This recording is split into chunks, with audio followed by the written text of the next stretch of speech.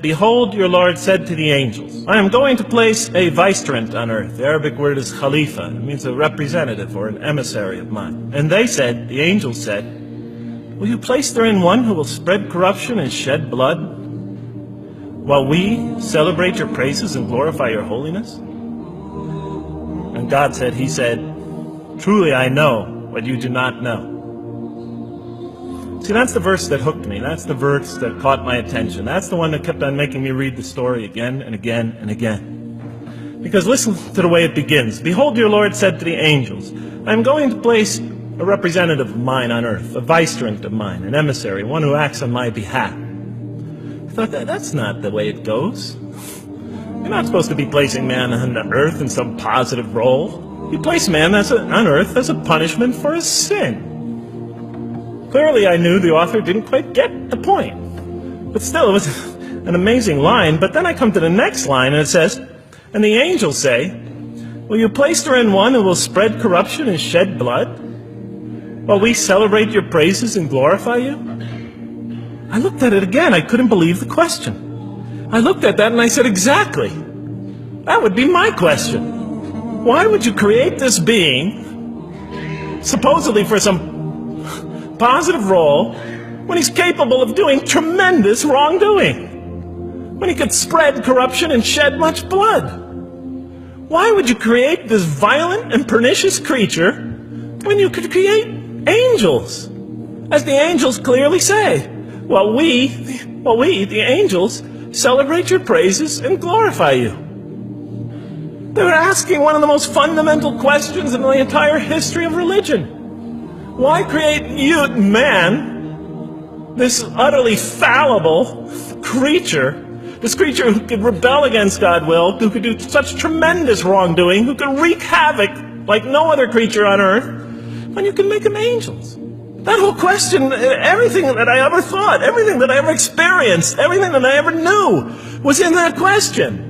It was as if the author took my life and wanted to pick out exactly the right question to humiliate me, to provoke me, to anger me. Why create man, this most destructive and violent creature, when you can make them angels? And then look at the answer. And he said, God said, truly I know what you do not know. You know, in modern parlance, we would say, I know exactly what I'm doing. I read that and said, what?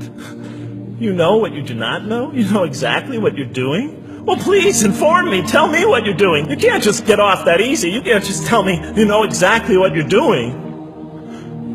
Not after what I've been through. Not after you made me this way. And then I realized, of course, I was arguing with a God I didn't even believe in.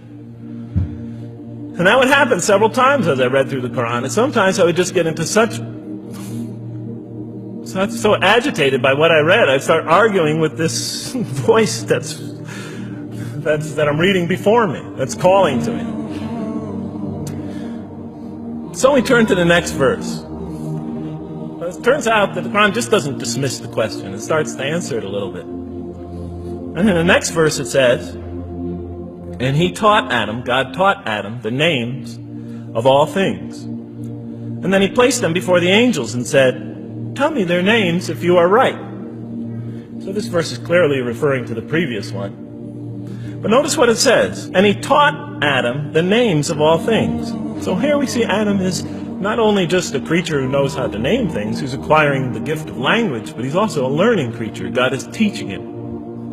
Now right here, right in this verse, and it'll come even clearer in the subsequent verses, that the very first thing that the Quran is going to emphasize here is man's intellect. He is a learning creature. He is taught. And what is he taught? What is one of the great intellectual gifts he's given in response to the angel's question? The gift of language.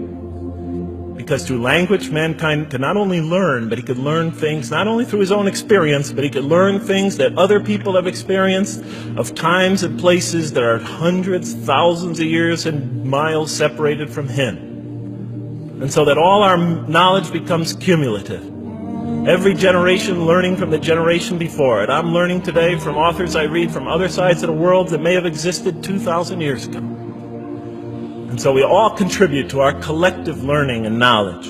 And so what I'll see later in the Quran, And the Quran will emphasize this again and again and again. Like in one verse it says, read in the name of your Lord who created a man out of a tiny creature that clings. Read, it commands the reader. For your Lord is most bountiful. Why is he most bountiful? What great gift did he give you? For he taught man the use of the pen, and through it taught him what he otherwise could not know. And he taught Adam the names of all things. And then he placed them before the angels and said, tell me their names if you are right. Okay, you have this you have this natural question about this creation of mankind.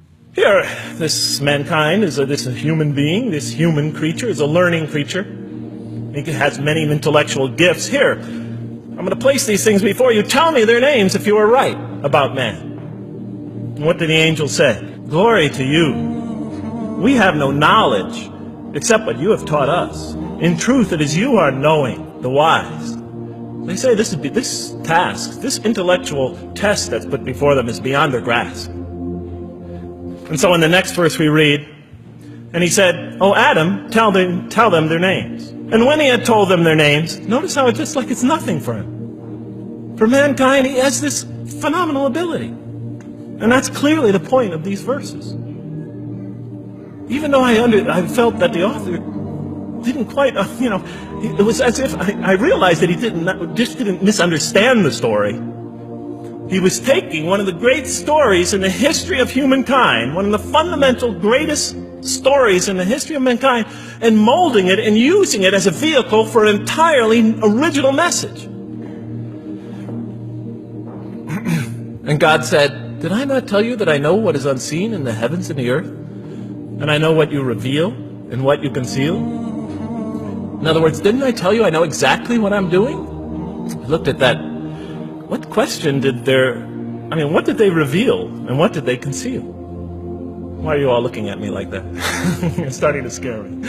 You're all looking very serious. Am I losing you? Wow. Okay.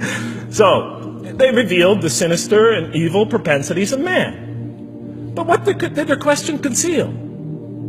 All you have to do is think about it for a minute. The human beings, yes, they could do evil. Yes, they could do wrong. Yes, they could create misery. But they could also do exactly the opposite. They could choose to do evil. They could choose to do tremendous good. They could choose to do tremendous violence. They could choose to show tremendous compassion. They could choose to live by falsehood. They could choose to live by the greatest truths. So we go on to the next verse. And behold, we said to the angels, bow down to Adam, and they bowed down. But not so Iblis. Iblis is like the father of Satan. He refused and was arrogant. He was of those who reject faith. An interesting statement. And notice why Iblis does not bow down. He refuses because he was arrogant. We often hear what's the root of all evil? In the West, it's always money, greed, etc.